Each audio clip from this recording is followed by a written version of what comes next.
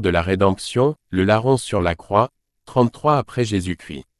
Tiré de L'agneau et ses noces, l'histoire fascinante et époustouflante de l'amour de Dieu manifesté en Jésus-Christ pour tout le monde. Sous un ciel assombri, les clous transpercent la chair, mais le ciel, lui, s'ouvre à un cœur repentant. Nous sommes en l'an 33 de notre ère.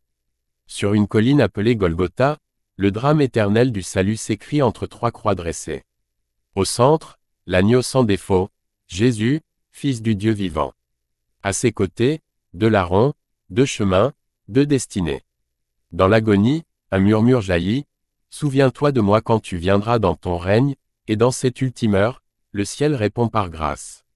Ceci dévoile la beauté de la miséricorde divine, l'instant glorieux où la justice embrasse l'amour, et où un condamné devient invité aux noces éternelles de l'agneau. C'est parti. Sur la colline du crâne, entre deux brigands, l'agneau immolé ouvrait les portes du paradis.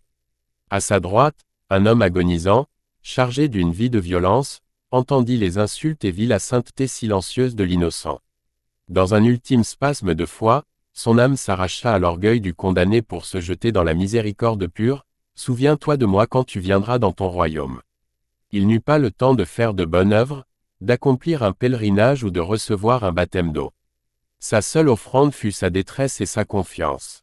Et la réponse du roi crucifié fut le décret de grâce le plus absolu, « Aujourd'hui, tu seras avec moi dans le paradis. » Le premier citoyen de la Nouvelle Jérusalem fut un voleur racheté à la 11e heure, son banquet fut la promesse même de l'agneau, une communion immédiate dans la gloire.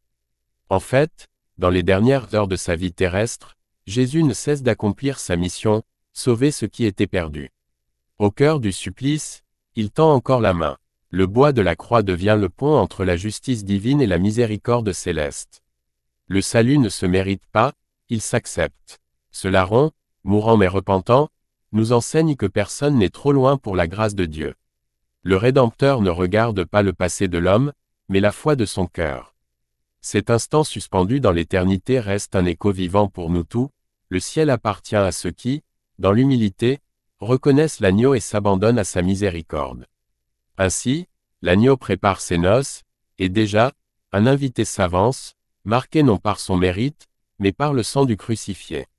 Fin de cet épisode. Si cette histoire vous dit quelque chose, prière de la liker, la commenter et la partager à plus de personnes possible pour que notre communauté puisse grandir.